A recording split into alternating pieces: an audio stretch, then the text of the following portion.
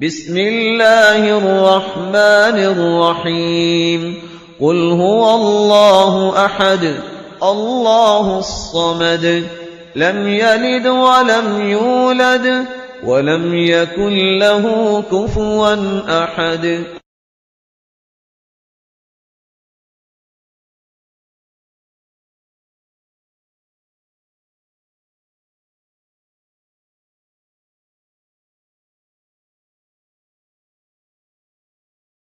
بسم الله الرحمن الرحيم إنا أنزلناه في ليلة القدر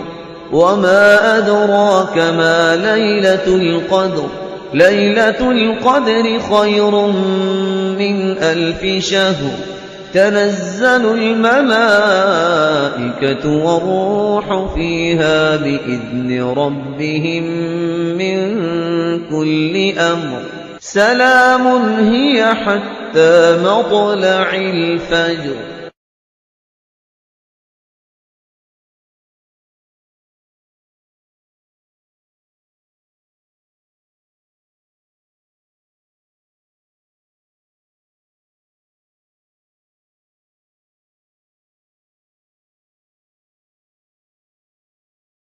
بسم الله الرحمن الرحيم إذا جاء نصر الله والفتح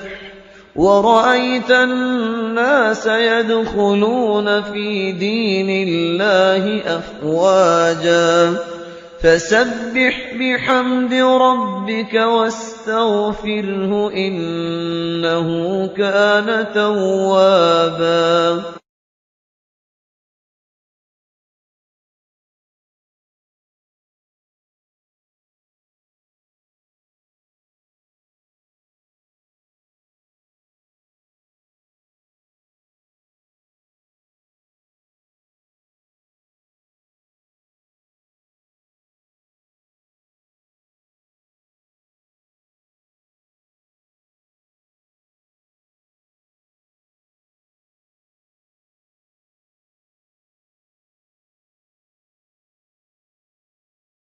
بسم الله الرحمن الرحيم ألف لام ميم غلبت الروم في أدنى الأرض وهم من بعد غلبهم سيغلبون في بضع سنين لله الأمر من قبل ومن بعد ويومئذ يفرح المؤمنون بنصر الله ينصر من يشاء وهو العزيز الرحيم وعد الله لا يخلف الله وعده ولكن أكثر الناس لا يعلمون ظاهرا من الحياة الدنيا وهم عن الآخرة هم غافلون أولم يتفكروا في أنفسهم ما خلق الله السماوات والأرض وما بينهما إلا بالحق وأجل مسمى وإن كثيرا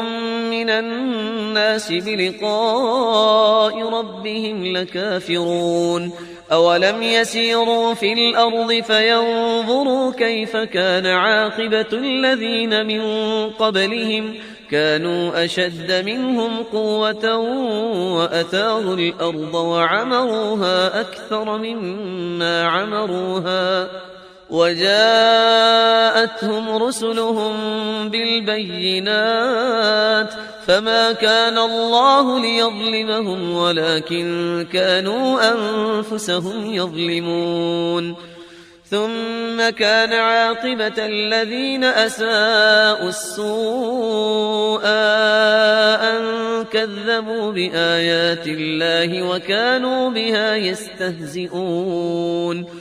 الله يبدأ الخلق ثم يعيده ثم إليه ترجعون ويوم تقوم الساعة يبلس المجرمون ولم يكن لهم من شركائهم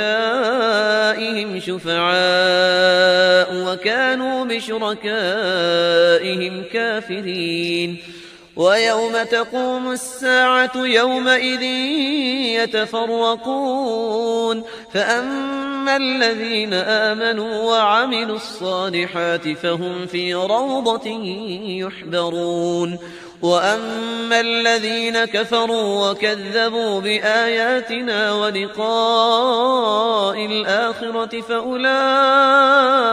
في العذاب محضرون فسبحان الله حين تمسون وحين تصبحون وله الحمد في السماوات والأرض وعشيا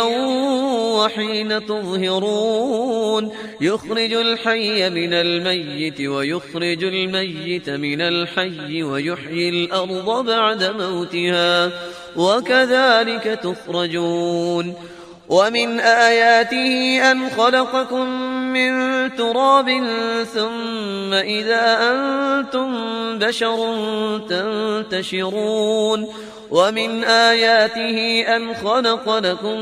من أنفسكم أزواجا لتسكنوا إليها وجعل بينكم مودة ورحمة إن في ذلك لآيات لقوم يتفكرون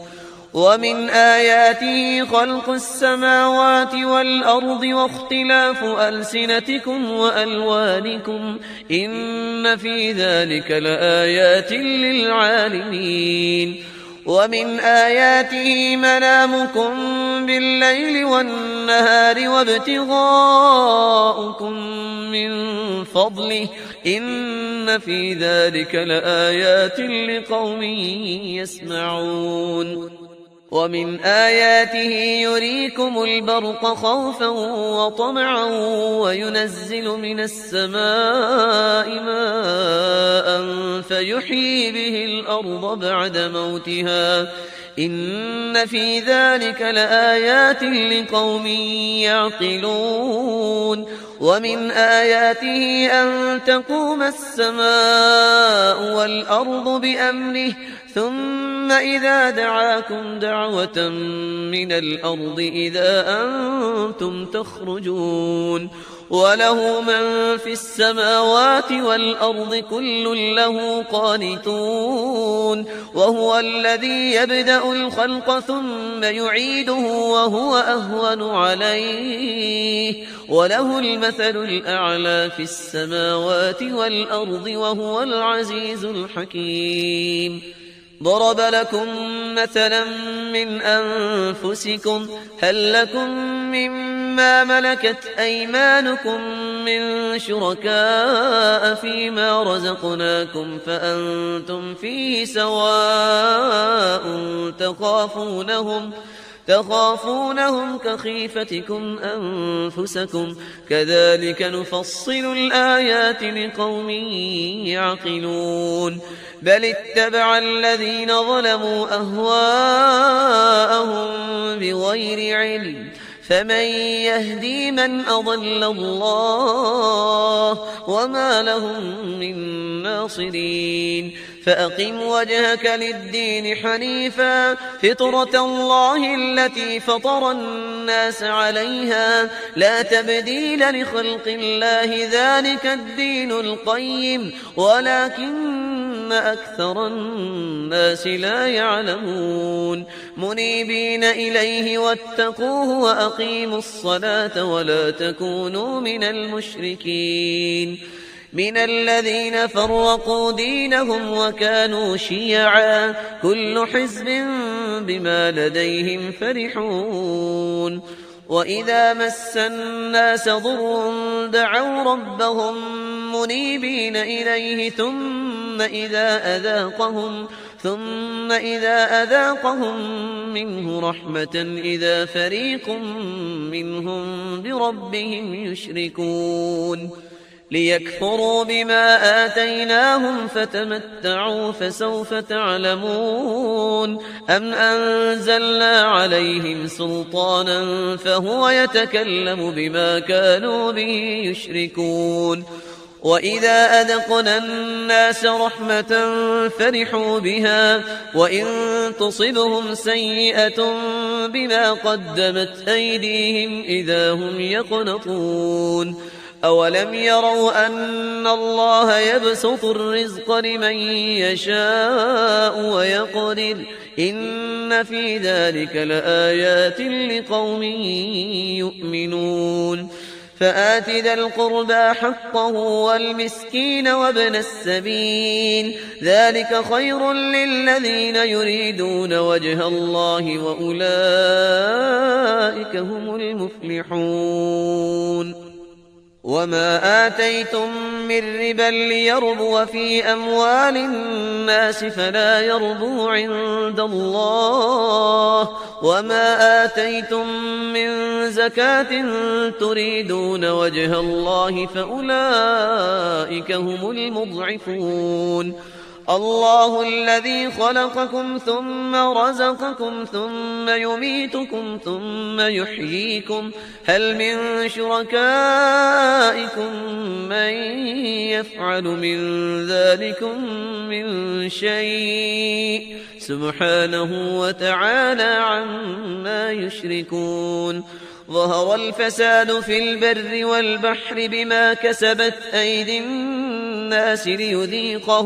ليذيقهم بعض الذي عملوا لعلهم يرجعون قل سيروا في الأرض فانظروا كيف كان عاقبة الذين من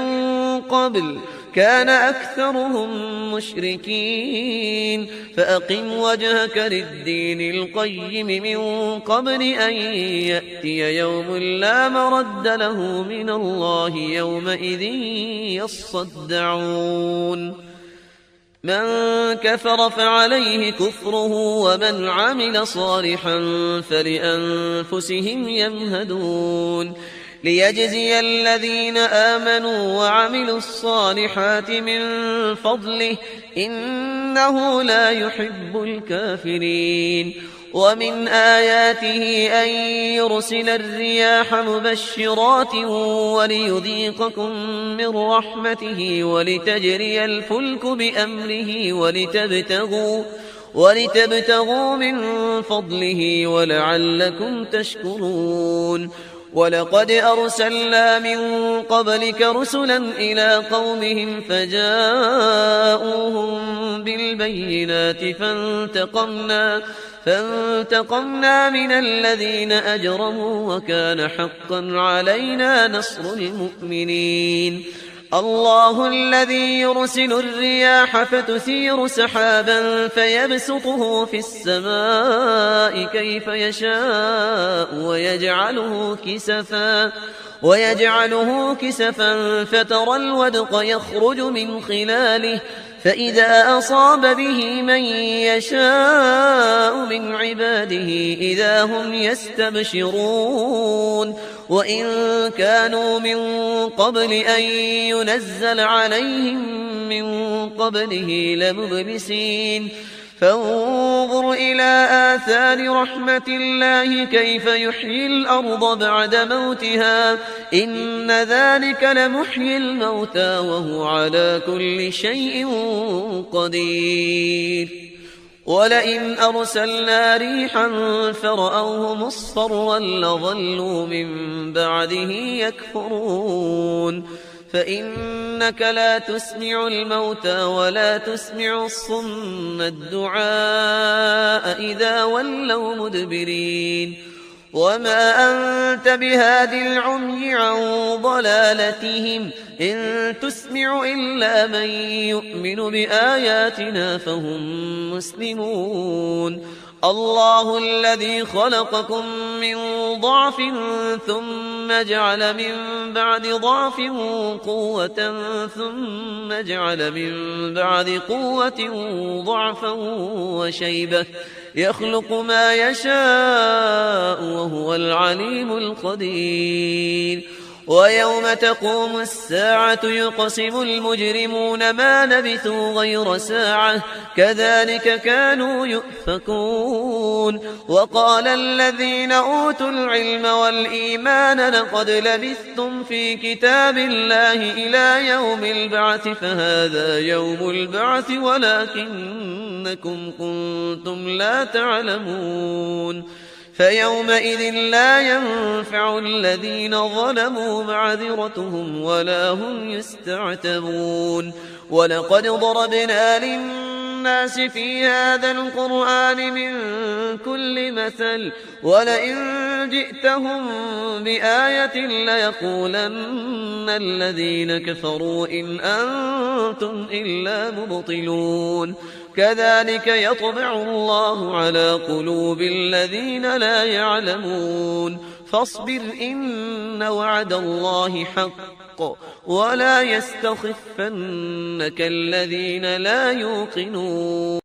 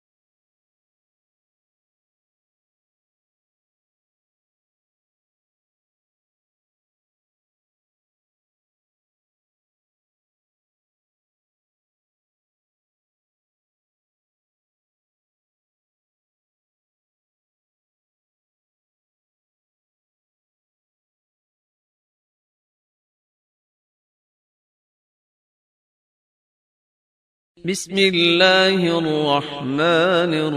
الرحيم ألف لام ميم غلبت الروم في أدنى الأرض وهم من بعد غلبهم سيغلبون في بضع سنين لله الأمر من قبل ومن بعد ويومئذ يفرح المؤمنون بنصر الله ينصر من يشاء وهو العزيز الرحيم وعد الله لا يخلف الله وعده ولكن أكثر الناس لا يعلمون يعلمون ظاهرا من الحياة الدنيا وهم عن الآخرة هم غافلون أولم يتفكروا في أنفسهم ما خلق الله السماوات والأرض وما بينهما إلا بالحق وأجل مسمى وإن كثيرا من الناس بلقاء ربهم لكافرون أولم يسيروا في الأرض فينظروا كيف كان عاقبة الذين من قبلهم كانوا أشد منهم قوة وأثاروا الأرض وعمروها أكثر مما عمروها وجاءتهم رسلهم بالبينات فما كان الله ليظلمهم ولكن كانوا أنفسهم يظلمون ثم كان عاقبة الذين أساءوا السوء أن كذبوا بآيات الله وكانوا بها يستهزئون الله يبدأ الخلق ثم يعيده ثم إليه ترجعون ويوم تقوم الساعة يبلس المجرمون ولم يكن لهم من شركائهم شفعاء وكانوا بشركائهم كافرين ويوم تقوم الساعة يومئذ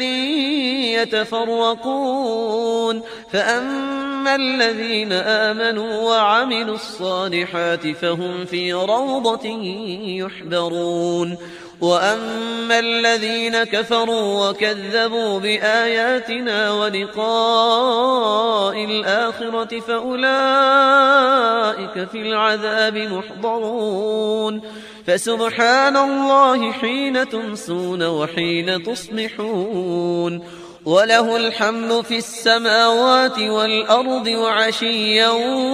وحين تظهرون يخرج الحي من الميت ويخرج الميت من الحي ويحيي الأرض بعد موتها وكذلك تخرجون ومن آياته أن خلقكم من تراب ثم إذا أنتم بشر تنتشرون ومن آياته أن خلق لكم من أنفسكم أزواجا لتسكنوا إليها وجعل بينكم مودة ورحمة إن في ذلك لآيات لقوم يتفكرون ومن آياته خلق السماوات والأرض واختلاف ألسنتكم وألوانكم إن في ذلك لآيات للعالمين ومن آياته منامكم بالليل والنهار وابتغاؤكم من فضله إن في ذلك لآيات لقوم يسمعون ومن آياته يريكم البرق خوفا وطمعا وينزل من السماء ماء فيحيي به الأرض بعد موتها إن في ذلك لآيات لقوم يعقلون ومن آياته أن تقوم السماء والأرض بأمره ثم إذا دعاكم دعوة من الأرض إذا أنتم تخرجون وله من في السماوات والأرض كل له قانتون وهو الذي يبدأ الخلق ثم يعيده وهو أهون عليه وله المثل الأعلى في السماوات والأرض وهو العزيز الحكيم ضرب لكم مثلا من أنفسكم هل لكم مما ملكت أيمانكم من شركاء فيما رزقناكم فأنتم فيه سواء تخافونهم كخيفتكم أنفسكم كذلك نفصل الآيات لقوم يعقلون بل اتبع الذين ظلموا أهواءهم بغير علم فمن يهدي من أضل الله وما لهم من ناصرين فأقم وجهك للدين حنيفا فطرة الله التي فطر الناس عليها لا تبديل لخلق الله ذلك الدين القيم ولكن أكثر الناس لا يعلمون منيبين إليه واتقوه وأقيموا الصلاة ولا تكونوا من المشركين من الذين فرقوا دينهم وكانوا شيعا كل حزب بما لديهم فرحون وإذا مس الناس ضر دعوا ربهم منيبين إليه ثم إذا أذاقهم منه رحمة إذا فريق منهم بربهم يشركون ليكفروا بما آتيناهم فتمتعوا فسوف تعلمون أم أنزلنا عليهم سلطانا فهو يتكلم بما كانوا به يشركون وإذا أذقنا الناس رحمة فرحوا بها وإن تصبهم سيئة بما قدمت أيديهم إذا هم يقنطون أولم يروا أن الله يبسط الرزق لمن يشاء ويقدر إن في ذلك لآيات لقوم يؤمنون فآت ذا القربى حقه والمسكين وابن السبيل ذلك خير للذين يريدون وجه الله وأولئك هم المفلحون وما آتيتم من ربا ليربو في أموال الناس فلا يربو عند الله وما آتيتم من زكاة تريدون وجه الله فأولئك هم المضعفون الله الذي خلقكم ثم رزقكم ثم يميتكم ثم يحييكم هل من شركائكم من يفعل من ذلكم من شيء سبحانه وتعالى عما يشركون ظهر الفساد في البر والبحر بما كسبت أيدي الناس ليذيقهم بعض الذي عملوا لعلهم يرجعون قل سيروا في الأرض فانظروا كيف كان عاقبة الذين من قبل كان أكثرهم مشركين فأقم وجهك للدين القيم من قبل أن يأتي يوم لا مرد له من الله يومئذ يصدعون من كفر فعليه كفره ومن عمل صالحا فلأنفسهم يمهدون ليجزي الذين آمنوا وعملوا الصالحات من فضله إنه لا يحب الكافرين ومن آياته أن يرسل الرياح مبشرات وليذيقكم من رحمته ولتجري الفلك بأمره ولتبتغوا من فضله ولعلكم تشكرون ولقد أرسلنا من قبلك رسلا إلى قومهم فجاءوهم بالبينات فانتقمنا من الذين أجرموا وكان حقا علينا نصر المؤمنين الله الذي يرسل الرياح فتثير سحابا فيبسطه في السماء كيف يشاء ويجعله كسفا فترى الودق يخرج من خلاله فإذا أصاب به من يشاء من عباده إذا هم يستبشرون وإن كانوا من قبل أن ينزل عليهم من قبله لمبلسين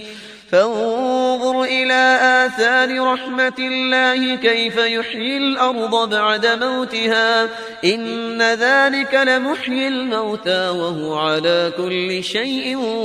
قدير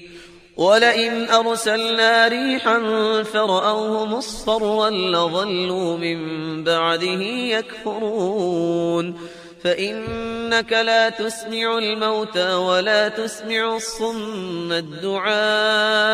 إذا ولوا مدبرين وما أنت بهاد العمي عن ضلالتهم إن تسمع إلا من يؤمن بآياتنا فهم مسلمون الله الذي خلقكم من ضعف ثم جعل من بعد ضعف قوة ثم جعل من بعد قوة ضعفا وشيبة يخلق ما يشاء وهو العليم القدير ويوم تقوم الساعة يقسم المجرمون ما لبثوا غير ساعة كذلك كانوا يؤفكون وقال الذين أوتوا العلم والإيمان لقد لبثتم في كتاب الله إلى يوم البعث فهذا يوم البعث ولكنكم كنتم لا تعلمون فيومئذ لا ينفع الذين ظلموا معذرتهم ولا هم يستعتبون ولقد ضربنا الناس في هذا القرآن من كل مثل ولئن جئتهم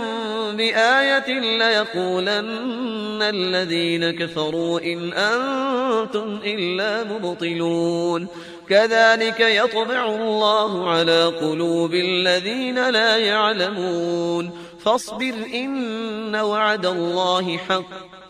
ولا يستخفنك الذين لا يوقنون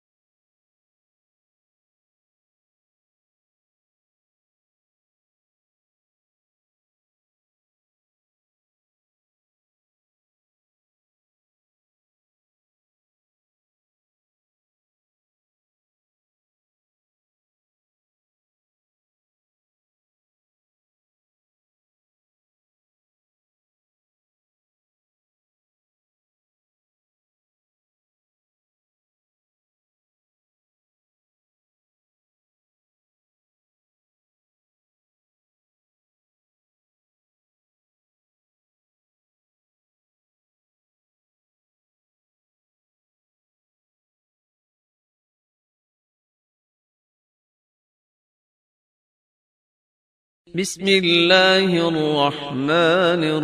الرحيم ألف لام ميم غلبت الروم في أدنى الأرض وهم من بعد غلبهم سيغلبون في بضع سنين لله الأمر من قبل ومن بعد ويومئذ يفرح المؤمنون بنصر الله ينصر من يشاء وهو العزيز الرحيم وعد الله لا يخلف الله وعده ولكن أكثر الناس لا يعلمون يعلمون ظاهرا من الحياة الدنيا وهم عن الآخرة هم غافلون أولم يتفكروا في أنفسهم ما خلق الله السماوات والأرض وما بينهما إلا بالحق وأجل مسمى وإن كثيرا من الناس بلقاء ربهم لكافرون أولم يسيروا في الأرض فينظروا كيف كان عاقبة الذين من قبلهم كانوا أشد منهم قوة وأثاروا الأرض وعمروها أكثر مما عمروها وجاءتهم رسلهم بالبينات فما كان الله ليظلمهم ولكن كانوا أنفسهم يظلمون ثم كان عاقبة الذين أساءوا السوء أن كذبوا بآيات الله وكانوا بها يستهزئون الله يبدأ الخلق ثم يعيده ثم إليه ترجعون ويوم تقوم الساعة يبلس المجرمون ولم يكن لهم من شركائهم شفعاء وكانوا بشركائهم كافرين ويوم تقوم الساعة يومئذ يتفرقون فأما الذين آمنوا وعملوا الصالحات فهم في روضة يحبرون وأما الذين كفروا وكذبوا بآياتنا ولقاء الآخرة فأولئك في العذاب محضرون فسبحان الله حين تمسون وحين تصبحون وله الحمد في السماوات والأرض وعشيا وحين تظهرون يخرج الحي من الميت ويخرج الميت من الحي ويحيي الأرض بعد موتها وكذلك تخرجون ومن آياته أن خلقكم من تراب ثم إذا أنتم بشر تنتشرون ومن آياته أن خلق لكم من أنفسكم أزواجا لتسكنوا إليها وجعل بينكم مودة ورحمة إن في ذلك لآيات لقوم يتفكرون ومن آياته خلق السماوات والأرض واختلاف ألسنتكم وألوانكم إن في ذلك لآيات للعالمين ومن آياته منامكم بالليل والنهار وابتغاؤكم من فضله إن في ذلك لآيات لقوم يسمعون ومن آياته يريكم البرق خوفا وطمعا وينزل من السماء ماء فيحيي به الأرض بعد موتها إن في ذلك لآيات لقوم يعقلون ومن آياته أن تقوم السماء والأرض بأمره ثم إذا دعاكم دعوة من الأرض إذا أنتم تخرجون وله من في السماوات والأرض كل له قانتون وهو الذي يبدأ الخلق ثم يعيده وهو أهون عليه وله المثل الأعلى في السماوات والأرض وهو العزيز الحكيم ضرب لكم مثلا من أنفسكم هل لكم مما ملكت أيمانكم من شركاء فيما رزقناكم فأنتم فيه سواء تخافونهم كخيفتكم أنفسكم كذلك نفصل الآيات لقوم يعقلون بل اتبع الذين ظلموا أهواءهم بغير علم فمن يهدي من أضل الله وما لهم من ناصرين فأقم وجهك للدين حنيفا فطرة الله التي فطر الناس عليها لا تبديل لخلق الله ذلك الدين القيم ولكن أكثر الناس لا يعلمون منيبين إليه واتقوه وأقيموا الصلاة ولا تكونوا من المشركين من الذين فرقوا دينهم وكانوا شيعا كل حزب بما لديهم فرحون وإذا مس الناس ضر دعوا ربهم منيبين إليه ثم إذا أذاقهم منه رحمة إذا فريق منهم بربهم يشركون ليكفروا بما آتيناهم فتمتعوا فسوف تعلمون أم أنزلنا عليهم سلطانا فهو يتكلم بما كانوا به يشركون وإذا أذقنا الناس رحمة فرحوا بها وإن تصبهم سيئة بما قدمت أيديهم إذا هم يقنطون أولم يروا أن الله يبسط الرزق لمن يشاء ويقدر إن في ذلك لآيات لقوم يؤمنون فآت ذا القربى حقه والمسكين وابن السبيل ذلك خير للذين يريدون وجه الله وأولئك هم المفلحون وما آتيتم من ربا ليربو في أموال الناس فلا يربو عند الله، وما آتيتم من زكاة تريدون وجه الله فأولئك هم المضعفون. الله الذي خلقكم ثم رزقكم ثم يميتكم ثم يحييكم، هل من شركائكم من يفعل من ذلكم من شيء؟ سبحانه وتعالى عما يشركون. ظهر الفساد في البر والبحر بما كسبت أيدي الناس ليذيقهم بعض الذي عملوا لعلهم يرجعون. قل سيروا في الأرض فانظروا كيف كان عاقبة الذين من قبل، كان أكثرهم مشركين. فأقم وجهك للدين القيم من قبل أن يأتي يوم لا مرد له من الله يومئذ يصدعون. من كفر فعليه كفره ومن عمل صالحا فلأنفسهم يمهدون. ليجزي الذين آمنوا وعملوا الصالحات من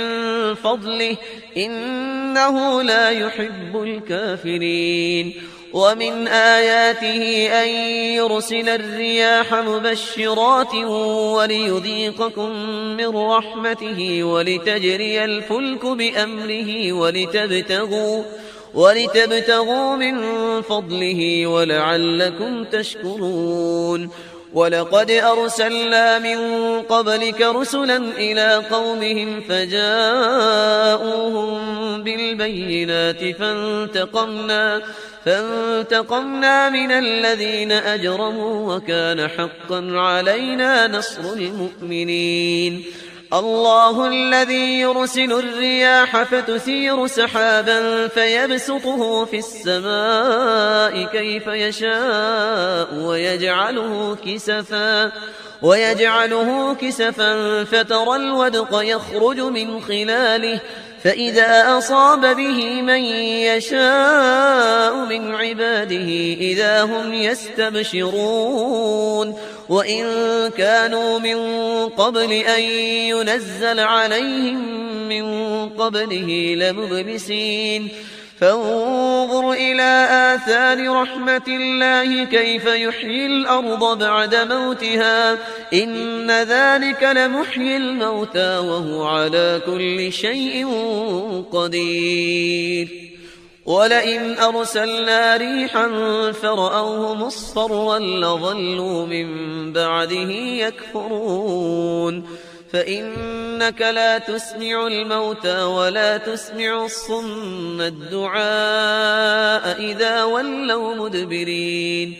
وما أنت بهاد العمي عن ضلالتهم إن تسمع إلا من يؤمن بآياتنا فهم مسلمون. الله الذي خلقكم من ضعف ثم جعل من بعد ضعف قوة ثم جعل من بعد قوة ضعفا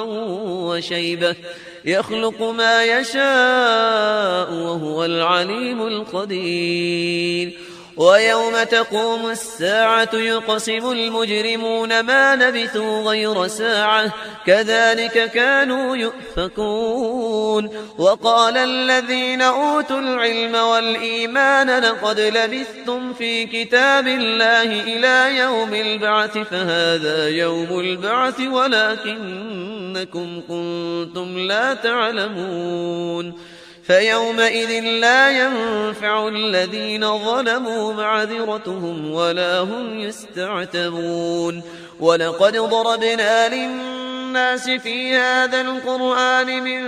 كل مثل ولئن جئتهم بآية ليقولن الذين كفروا إن أنتم إلا مبطلون. كذلك يطبع الله على قلوب الذين لا يعلمون فاصبر إن وعد الله حق ولا يستخفنك الذين لا يوقنون.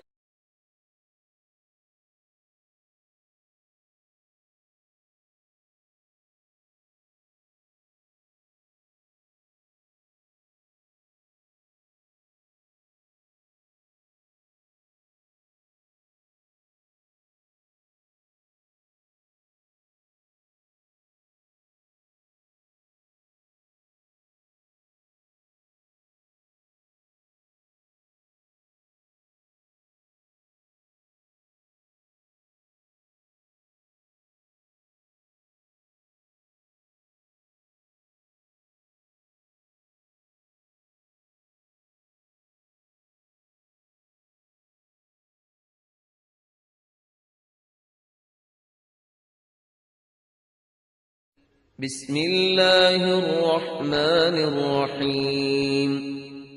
الرحمن علم القرآن خلق الإنسان علمه البيان. الشمس والقمر بحسبان والنجم والشجر يسجدان والسماء رفعها ووضع الميزان ألا تطغوا في الميزان وأقيموا الوزن بالقسط ولا تخسروا الميزان. والأرض وضعها للأنام فيها فاكهة والنخل ذات الأكمام والحب ذو العصف والريحان فبأي آلاء ربكما تكذبان. خلق الإنسان من صلصال كالفخار وخلق الجان من مارج من نار فبأي آلاء ربكما تكذبان.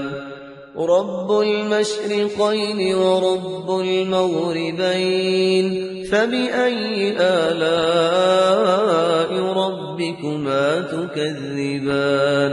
مرج البحرين يلتقيان بينهما برزخ لا يبغيان فبأي آلاء ربكما تكذبان. يخرج منهما اللؤلؤ والمرجان فبأي آلاء ربكما تكذبان.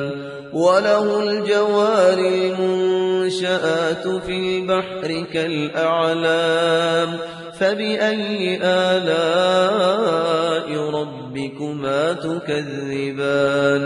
كل من عليها فان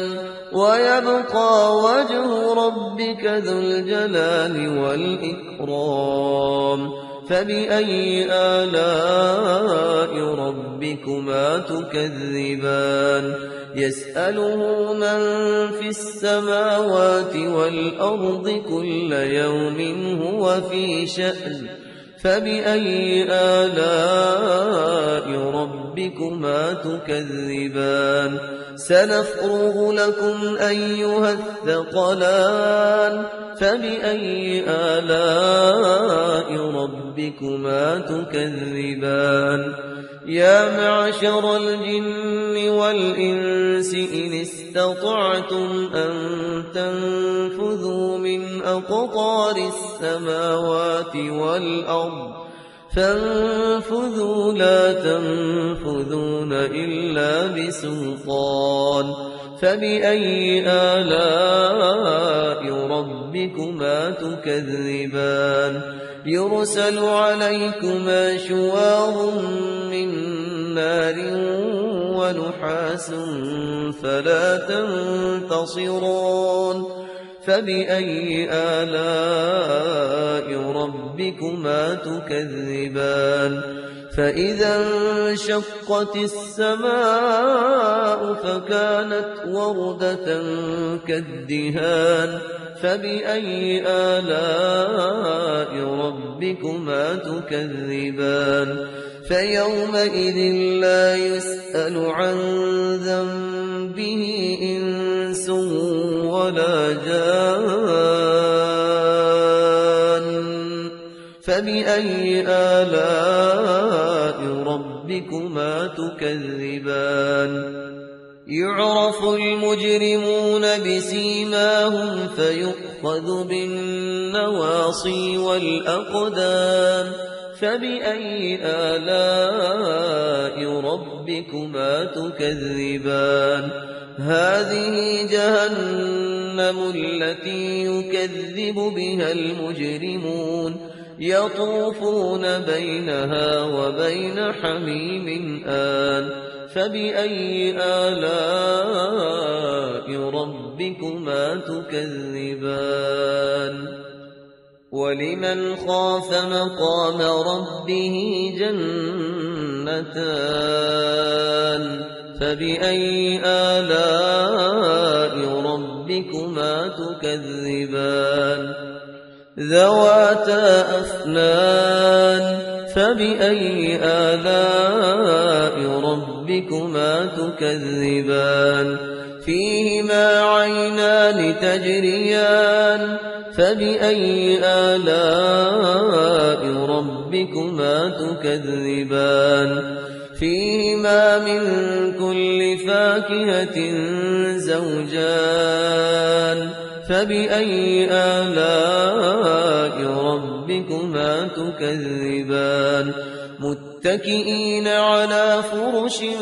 بطائنها من استبرق وجنى الجنتين دان فبأي آلاء ربكما تكذبان فيهن قاصرات الطرف لم يطمثهن إنس قبلهم ولا جان فبأي آلاء ربكما تكذبان كأنهن الياقوت والمرجان فبأي آلاء ربكما تكذبان هل جزاء الإحسان إلا الإحسان فبأي آلاء ربكما تكذبان ومن دونهما جنتان فبأي آلاء ربكما تكذبان مدهامتان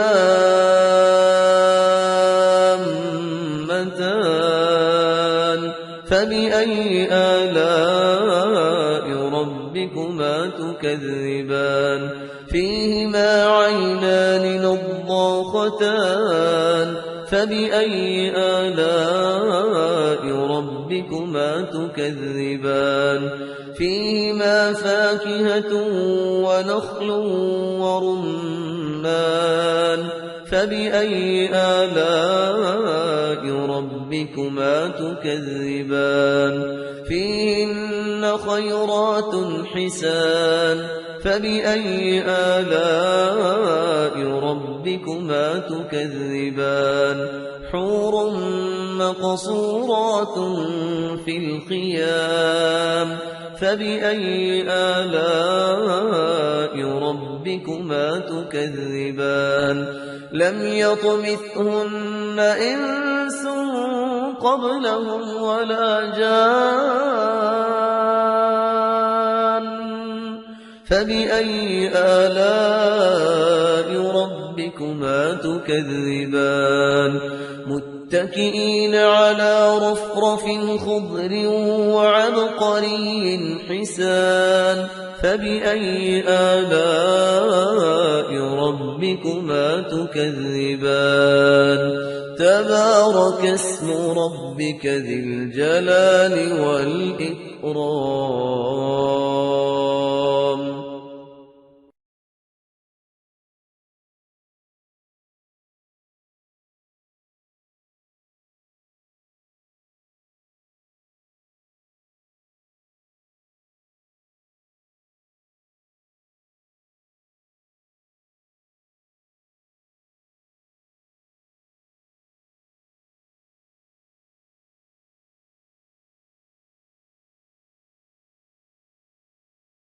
بسم الله الرحمن الرحيم.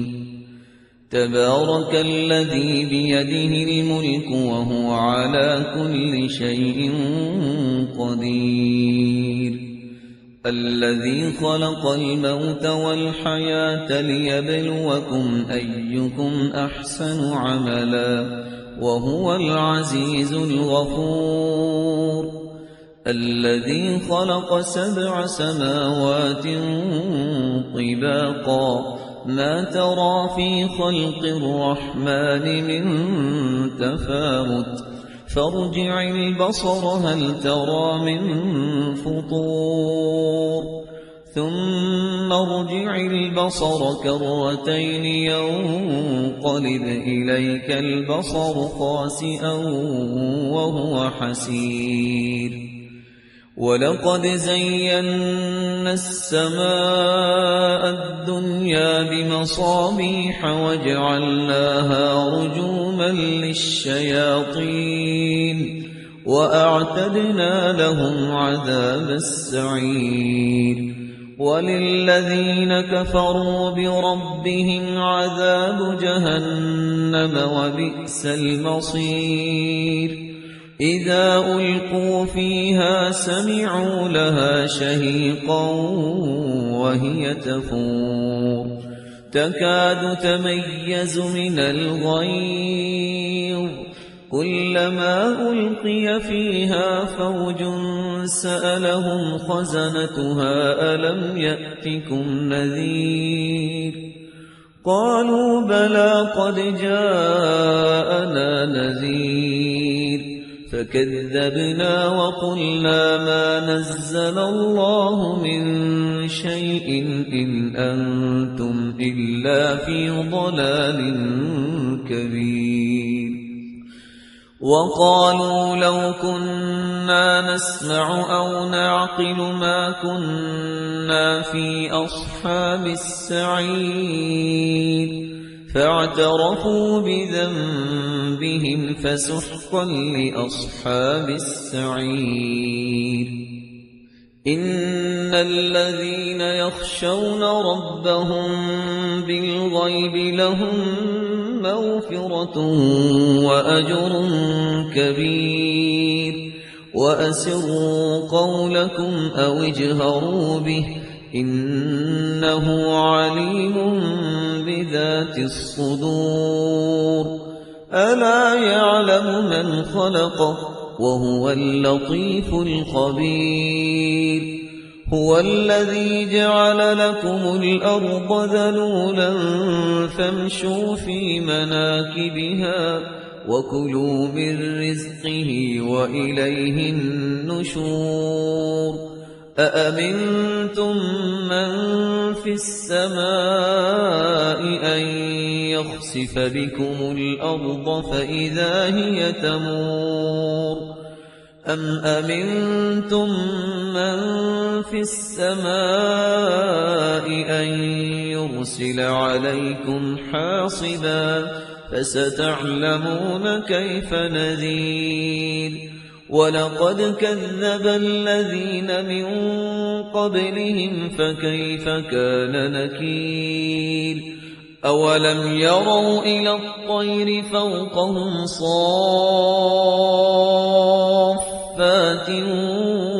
ويقبض ما يمسكهن إلا الرحمن إنه بكل شيء بصير. أمن هذا الذي هو جند لكم ينصركم من دون للرحمن إن الكافرون إلا في غرور أمن هذا الذي يرزقكم إن أمسك رزقه بل لجوا في عتو ونفور أفمن يمشي مكبا على وجهه أهدى أمن يمشي سويا على صراط مستقيم قل هو الذي أنشأكم وجعل لكم السمع والأبصار والأفئدة قليلا ما تشكرون قل هو الذي ذرأكم في الأرض وإليه تحشرون ويقولون متى هذا الوعد إن كنتم صادقين قل إنما العلم عند الله وإنما أنا نذير مبين فلما رأوه زلفة سيئت وجوه الذين كفروا وقيل هذا الذي كنتم به تدعون قل أرأيتم إن أهلكني الله ومن معي أو رحمنا فمن يجير الكافرين من عذاب أليم قل هو الرحمن آمنا به وعليه توكلنا فستعلمون من هو في ضلال مبين قل أرأيتم إن أصبح ماؤكم غورا فمن يأتيكم بماء